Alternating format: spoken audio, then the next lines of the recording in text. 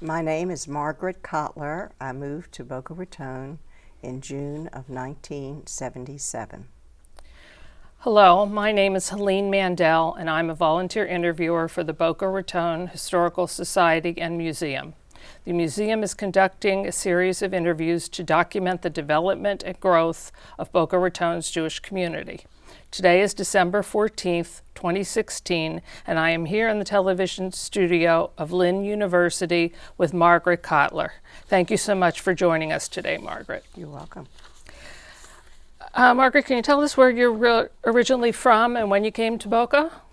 I am originally from Roanoke, Virginia, and I was there and went through college, etc., and then I moved to Charlotte, North Carolina. Was there for 11 years, and then moved to Boca in 1977. And was there any particular reason that you came to Boca?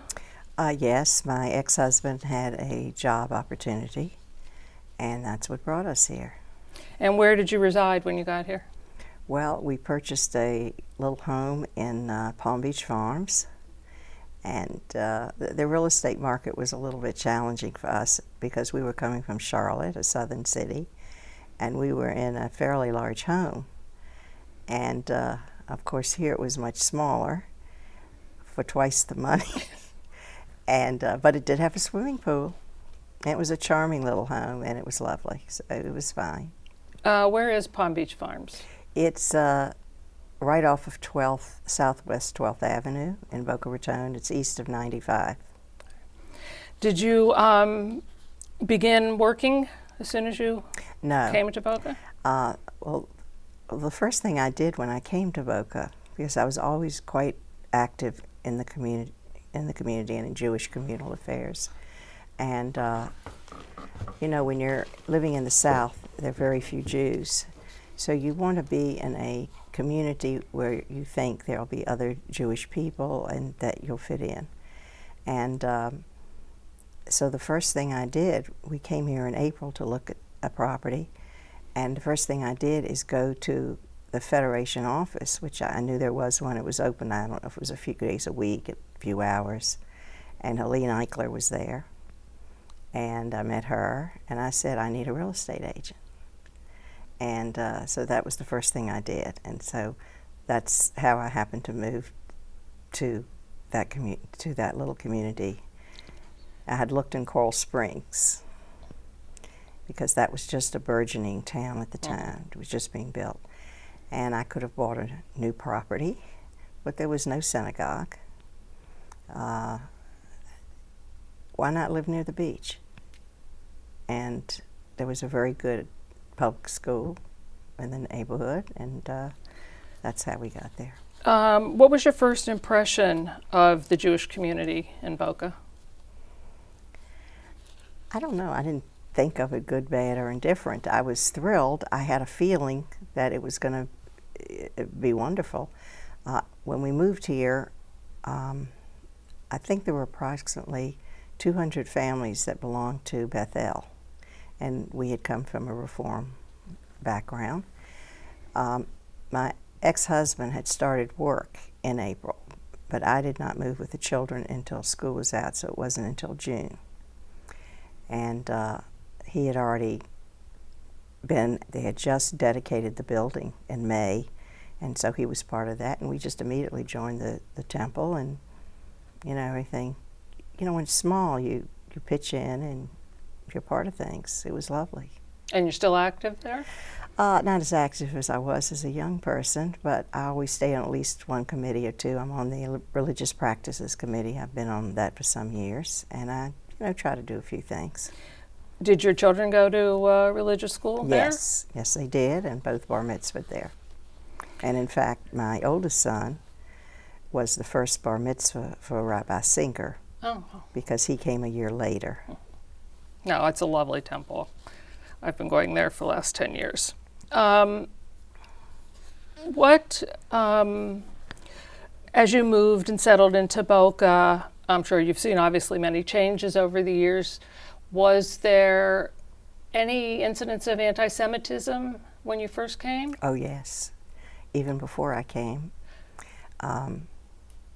my husband told me this. We had purchased our home when I had come down in April, but we had not moved in. So he would go and check at on the house, walk the neighborhood every once a week, and he ran into this fella who lived down the street, who was very friendly, couldn't wait for us to move in because he had 2 boys and we had 2 boys. He couldn't wait, and he'd meet him every week or so when he came. Well, about a week before I was moving, he calls me up and tells me that he had just been again to the street and saw this man, and the man says, "Well, what church will you belong to?" And he said, "Well, we'll be members of Temple Bethel." We have yet to ever meet this man or those children ever. That never happened. Oh.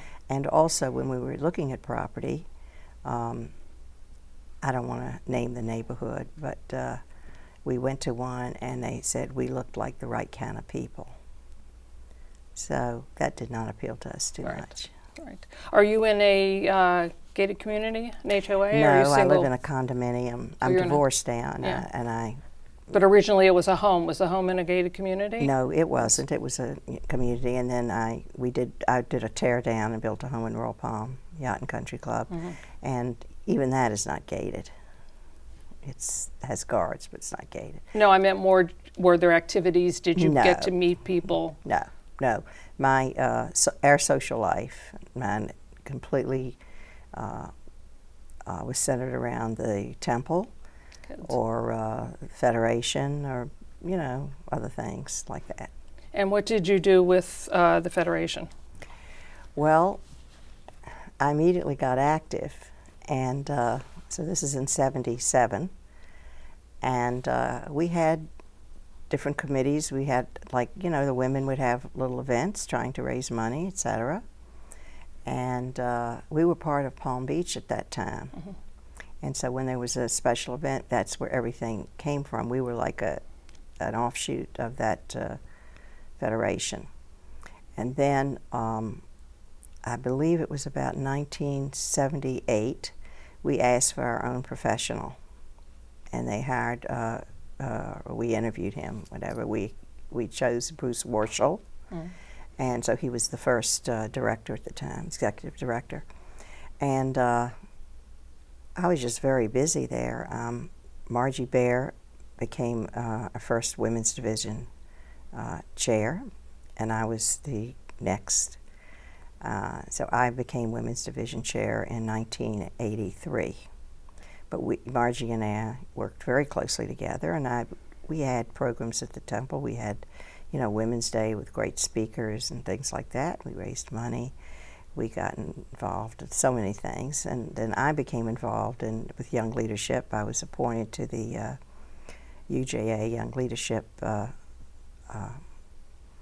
division, and there were 120 women across the country at that time. I think now it's the men and the women together, and that was very, very good for me. And, I was on the regional board. I led young leadership at the Federation for a while, and co-ed business and professional division for a while, started a women's professional at the time. I mean, just you name it, whatever there was, we did it. I was treasurer, was on the board of the Federation and treasurer at one point. And you're still working with them? Well, I'm on the women's division board.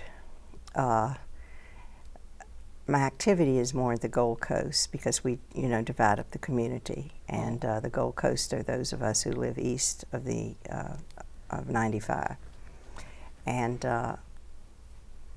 about 5 years I chaired a lecture series, but I'm on the leadership council, and I'm kind of more of a consultant type, one of the old guard, and they're bringing in young people now, which is fantastic. But I'm there. A lot of changes. Yes. Can you tell us about that? Well, what kind of changes? I'm just talking about in the kind of people, in the different jobs you did, and the activities. Well, when years ago, it was there were very few professionals. We did, the lay people, we wrote our own speeches, we did everything. And there's been a shift. You know, there's been a tremendous upswing in professionals through all the types of organizations, and that was not around, you know, years ago. So that's a big change. But you know, we had so many people who were really part. We had about 7,500 people at one time who did give gifts. We're trying to work our way up to that now. And even though we have so many people who live in the area, I think we have about 130,000 households or more, and yet only about 6,700 or something like that gifts. So we want everyone to participate, and it's for the community. How large is the women's division? Well, when you mean in gifts or? No, just in general. You know, I couldn't tell you as far as people, but I will tell you that we're over half of the campaign. That's great. And we're instrumental. There's no question. We have very strong women. Many that are eager to take on leadership responsibilities, and it's very. I'm very pleased. I watch what happens, and I'm delighted with what we have all achieved together. You know, the campus, everything. So you really had a good introduction to meeting people when you first came down and got involved? Because I did that, and then at the temple, and my children were small at the time, and it was different. You didn't have caterers. You know, we used to have a Shabbat dinner with the children, for each grade. You know, we cooked. I know that's something going to be shocking. Yeah. Yes. And the mothers, and so there was a lot more interaction. It was a little more Hamish, shall we say, in that respect. You know, I remember building the sukkah and all that type of thing. But, you know, other people take over. And I felt at the time because I was quite active in the synagogue in Charlotte before I moved. And, you know, president of Sisterhood and the board, did a lot of things. And so I joined a particular committee, and then it was kind of a rubber stamp. And I felt like I wasn't needed. And I worked. I had already started work at that point. And I said, I think I'll hit the Federation a little heavier. So that's what happened. And you started selling real estate, you said, in the early 80s? No, in 78. 78. And I decided I would maybe raise some money for the family along with the community.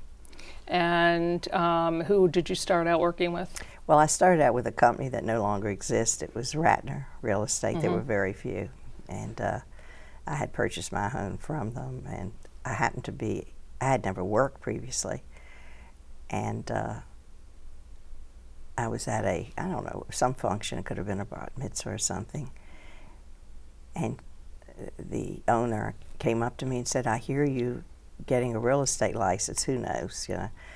And I said, yes. She says, well, I want you to come see me. You know, I was shocked. I'm thinking, why would somebody want me to work? But then I realized later on, because I had all these connections. Yeah. And I was their top producer by the end of the year, and I didn't go work for them until April. And so what areas did you concentrate on? Well, the town wasn't that big then. You did everything. You did everything. And to be candid, even though I live on the ocean and my office is there, I still do, because you just add one more community to your portfolio, you know. So and now? I do the clubs. I do everything. It depends. I may sell a house in Parkland, you know. If I'm comfortable with it and feel like I have that I can do the job to what I want it to be, to a level, I will do it. If not, then I won't take it.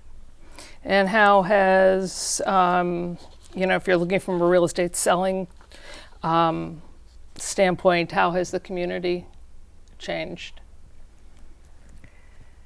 Well, it's become I think the community has gotten a little more, I don't want to use hoity-toity, that kind of thing, but, it came gated communities in the country clubs. So, I think Boca has a little bit of a reputation along those lines, whether it's fair or not, but in some areas it might be. So, real estate is quite varied now. We didn't have quite the product in those early years that we do now. So, it's different in that respect. And where we look at Boca and like Meisner Park as the center, town center, what was the... Well, you know, equivalent. originally when we moved there, it was a little shopping center of a sort. I think there was a Montgomery Ward. I forget. It was really pretty. It wasn't much there. There was a movie theater there. Yeah, that I remember. Anyhow, oh, so you were Sure. here too. So anyhow, they tore it down, and then, of course, you know, Meisner Park came in. But there was also at that time Royal Palm, which is Royal Palm Plaza now. I'm trying to think what we call it. We used to call it the Pink Plaza. I forgot what it was. And that was I liked that very much. It was, I could walk in the store and it was like home because I walked into Gaddles when I moved here. It was very interesting. Gaddles was a very lovely bath and linen shop. And I just moved here and I'm in jeans. Anyhow, I go in and this very refined woman, you know, waits on me, you know, hello. And I picked out items for my bathroom, etc. I go home. A couple of them weren't suitable. I come back a day or so later, return them. I never signed a piece of paper. And I got a bill in the mail. Yeah. It was a little different. But see, that's what I was used to. Mm-hmm. It was very genteel. And we don't do that anymore. No, it was You know. nice. But I remember it was a nice experience. And so you were selling basically all over the area, east and west of 95. Yeah. Well, you know, there wasn't that much west, yeah. I mean, we had Boca West, and of course, Arvida, which was a huge developer then. You know, they had incredible marketing plans for the brokers. You know, the agent, big parties and things like that, and it was incredible. It was fun. And how active are you now selling? I'm active, but I'm a little choosier. It's nice to get to that point. Yeah. What do you believe is the appeal of South Florida? Well, I think we all know about the weather. And I think people realize it's a more relaxing lifestyle. There's not that hustle and bustle. I'm not sure about the traffic anymore, but that's another story. I can tell you that many people move here, as you probably know, because we do have our homestead exemption. And Florida, the tax or lack of taxes, state taxes, is a very appealing feature. So that's how we get they're not just snowbirds, they call them that, but they're here for that 6 months and a day or more. So I think that's very appealing. But it's a lovely lifestyle. I think you feel safe, you feel secure. I think that the community has so much to offer, and I've always told people it's not just that you're in Boca Raton, which it's just lovely. You know, as soon as you come into Boca, whether it's from the north or the south, it changes. You can tell immediately without a sign, because they were so careful with the landscaping, etc., signage, things like that. And it's a very appealing community, I think, to people. They like to, everyone likes to live in a nice place. And because we're centrally located between West Palm Beach and Lauderdale, you can go to Miami. You have 3 airports. You have theater and all types of things. And I think there's an appeal. Do you see a difference in the people who have moved here? Like after World War II, there were a lot of, families looking for housing, a lot of retirees coming. Do you see a change? Well, oh yes. I mean, when I moved here, it tended to be more of an adult type community, retiree community. Mm-hmm. But through the years, we have so many families here, so it's not just for those people who retire, and people are retiring earlier, or they get a place so they have it when they do need it. Mm-hmm.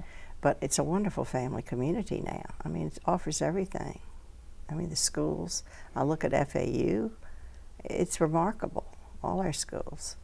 It's wonderful. What do you think of all the new construction now in Boca? Well, I shouldn't say this when I'm being filmed. Some of it is attractive, and some of it isn't. quite a change It's in the quite a last 10, change. 12 I years. think that when I first moved here, there was I'm trying to remember what it was called, the Citizens for Reasonable Growth. It's true. And there was you couldn't build. They had heights. There were all types of restrictions on what one could do. Highland Beach was really tough for a while. So it was people who did care. I mean, who knew what the reasoning was, but they wanted to keep the look of the city, evidently, etc. I mean, I'm sure there was some good and bad about that. So I think that possibly the city isn't as scrutinizing to development. I think it means money to the city, and some of these buildings, things going up are not aesthetically as fitting as it would be nice to have. They've eased up on the restrictions quite a bit. What do you want me to say? Yeah. Do you find more people coming down looking for single-family homes or looking for the condos, or it depends on the age of the people? I think it just depends who it is. Mm-hmm. It depends. I can't say that.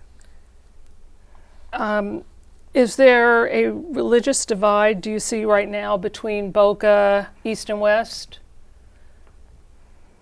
No, not as much anymore. At one point you did. I don't want necessarily even East and West, but community. But the ocean tended to be, we would call it waspy. It didn't mean that there weren't some Jewish people who lived on the ocean, but not as many. Any reason? Well, there weren't that many Jews here. Good Okay? reason, yeah. And of course, I mean, now, I'm not sure of the statistics in South County. Now, I'm not saying just Boca, that would be Highland Beach and Delray. I think we're half, if not more, of the community, of the population. Now, that's a big number. Yeah. So everybody's kind of everywhere. But I've seen things happen where Jews came in and others went out, and you can do this and you can do that. You had communities here that had in their bylaws that there would be no people of Hebrew descent, no blacks. The Fair Housing Act, of course, changed that, thank goodness. But it was here. It was here. When we talked about anti-Semitism and you told us about when you first moved, any difference now, do you see? I don't think it's as visible, is it there? Of course. And I've had some incidents within the last few years that have pointed to that. Such as? Well, I think you know that the Chabad of the East has purchased the land where the Ville Maison was. And before that, they had purchased 4 or 5 houses in the neighborhood that's in back of Meisner Park. And they were going to use that land, put it together and have a community there. I think they knew it would be difficult to get it passed. But one day I walk in the office and one of the associates calls me over and says, "Oh, Margaret, I have a petition I want you to sign." I said, "Oh?" And he started with, well, you would want townhouses being built where you live, where it's only single family, that type of thing. I said, "What are you talking about? We have codes where things can be. Well, you wouldn't want like people who would have animals and, farm animals or this, in the city." And I have a sense about those things. So then I realized I just right away said, I said, I won't say the person's name. I said, I can smell anti-Semitism a mile away. Oh no, I'm not. My uncle was from Europe and was not in a camp, but arrested or something for something. And I knew that this person was a friend of a particular person who lived in that area. And I said, let me tell you, I know what you're afraid of, that black coat. I'm very shy. I said, you're afraid of that black coat. And I said, let me tell you, it'll be just the rabbi. You don't have to worry. His wife is a Vogue model. And this is what this is about. I immediately called up the Anti-Defamation League to tell them of this petition. I was told, oh, don't worry about it. The people know exactly what they're doing. They're used to this. So I don't think anything was talked about. They did not get approved. Not enough park, who knows what. And now they're having some issues still. So, yes. Anything from your kids that you can remember? I don't think they've ever talked about that. I've never really asked them, but I never experienced it. I don't think so, which was quite different than where we used to live, where I grew up. I think they had a wonderful childhood here. I mean, the community was growing. My oldest son was very active with the Temple Youth Group and still is friendly with some of those boys. I mean, they're all in their 50s now, but Both sons are living here? No, just my oldest one lives in the area. My youngest lives in Las Vegas. And I don't think they did experience it. We didn't discuss it, but I don't think so. So how old were they when you moved? My oldest was just shy of turning 12, and the other was about 8.5. So it was an easy change for them? Easy move? Yes, it really was. It was. I immediately, the first thing we did is we went to the community swimming pool that was near the middle school, the Boca Raton Middle School, so that they take swimming lessons. Even though they could swim, I wanted to make sure. Yeah. And they met some children there, and we just dove right in. And they were sociable, and it was fine. You feel they had a different kind of childhood than they would have if you stayed in Virginia? Oh yes. No, this was in Charlotte. They were born in Charlotte. Yeah. Oh, how yes. so? Well, here there's so much more Jewish culture, and even though there would have been some there, and I don't know. I just think it was more interesting place for them. It would have been fun, but I think there was more to offer here, as it turned out. Anything else you can tell us about your experiences with Federation, the women's division? Well, they're wonderful women. I think what it's about is you're with people who have shared value system, and I have this line of Judah pen. I was in Europe sometime. A woman came out, oh, I have one. She was a Spanish Jew, Mexico. It's wonderful. You have a value system, and it's very important. I think unlike any other of the Jewish organizations, it's not to put anyone down. I'm a life member of Hadassah, Temple member. It's not about that. But it's different. It's different in that way. And I've really, I've really obtained my Jewish education since I came down here. I didn't have that, but there was opportunities for me here. There's the Florence Melton program.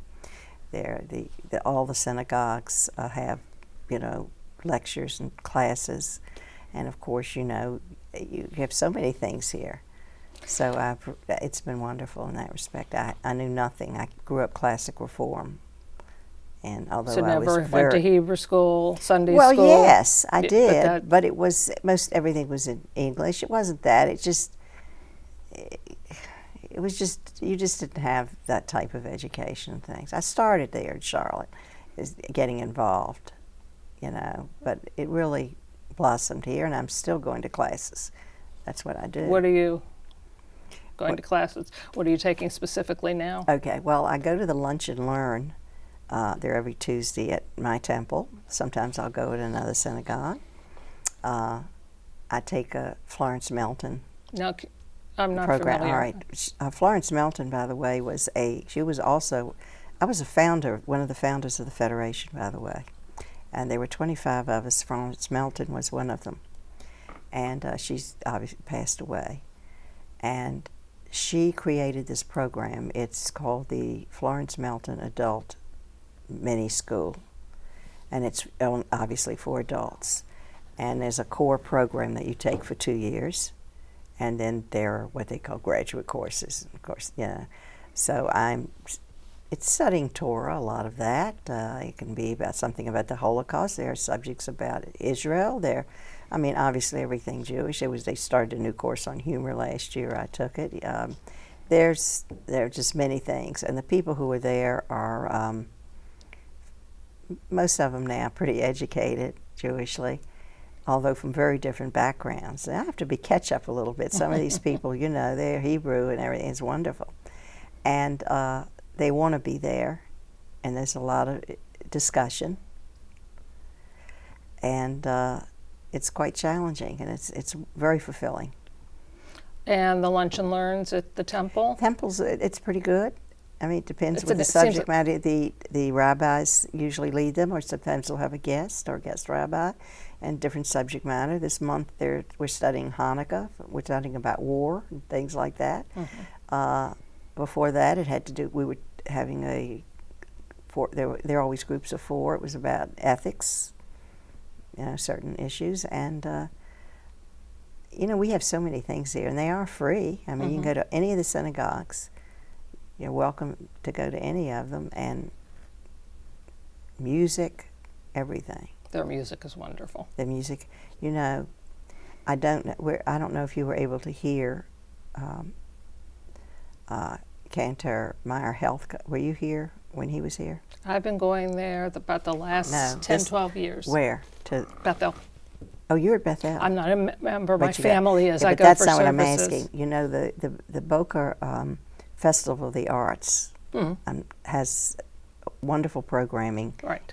around March, a couple of weeks. Well, 2 years ago, they had Yitzhak Perlman with his klezmer orchestra, and Meyer Helfgott, who is a very respected cantor from New York. And it was a very moving experience because, at Meisner, they tent the whole area. So there were 2,500, there wasn't a seat empty, 2,500 people outside. And I remember, I was tearing up. I said to my friend, here I am, this girl from Roanoke, Virginia, who the kids wouldn't play with me because I was Jewish, that type of atmosphere. And here I am in Boca Raton listening to a cantor chant. And it's not just Jews that were there. It was everyone, and it was a wonderful feeling. And I think that says a lot about our city.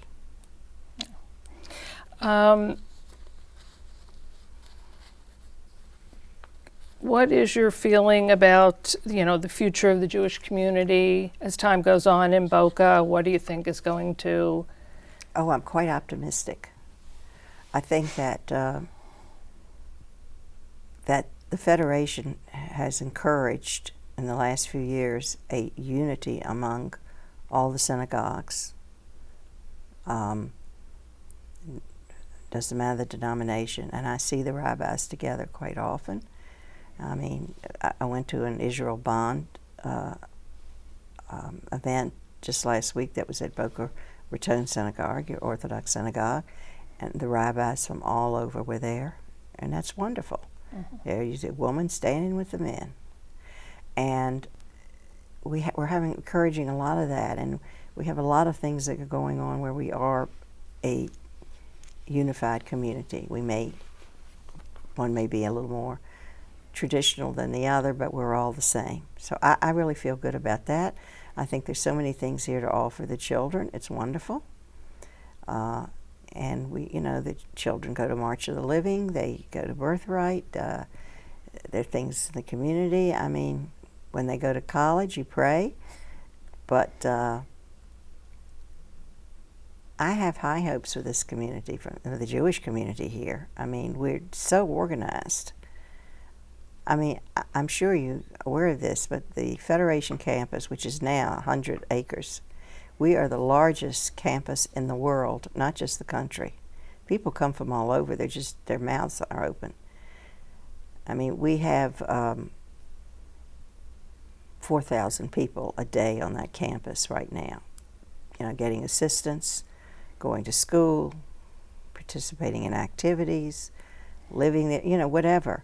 And we have we have day schools there, all types of learning. We have about 1,400 children that are in school, in the schools there now.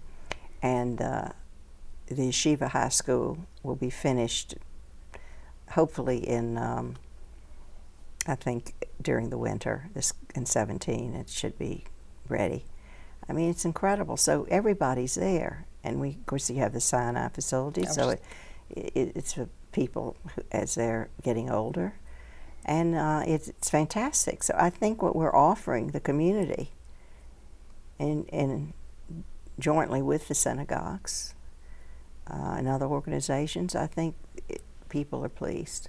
When you come here, a Jewish person moves here, I think they can feel it. They're thrilled. You don't find that as you're meeting younger families that they're less involved in the community, Jewish community? Yes, I think that's true, because I think it costs so much to live today, and it's two people are working, and the negative on the communities, because we do have so much, and that you can have your Jewish neighbors, etc., that maybe they don't need the synagogue, or they don't. In other words, they can feel comfortable being Jewish here without being a part of any of our, any of the organizations or anything. So that is a negative, and I would agree with you. That's a problem, that's one thing we have to watch out for, because the intermarriage now in this country is like 72%. It's shocking. Yeah. And we have to be careful, but it is difficult, and I think that is a problem, that they're just so busy with their lives. These younger people, more so than maybe we were. I mean, it was unusual that I worked. I mean, women were working in the 70s and 80s, but not like now. And I didn't start until my children were older, in a business that I could be home, when I wanted to. So I think it does make a big difference, but I am hopeful. Listen, I pray every day that my grandchildren will remain Jewish. It's scary. I mean, frankly, that is my mission, or my goal for my life, is that there's a continuity with the Jewish people, and certainly with my family, because as most of us have seen, the families are dissipating. All my cousins, I can't tell you, of everybody, out of 10 or so of us, we have only 4 that have grandchildren that we think will be Jewish. 5. It's bad, and I'm sure that's in a lot of families. So it's very important to me, the continuity of our people. A lot of it comes from the parents, and I think you also mentioned economics, the cost of joining a synagogue, or they join until their children are bar mitzvahed. I think it has to do with their own value systems, because I know our temple, we have 1/3 of our people at Bethel that are on financial assistance, and you don't have to join to go.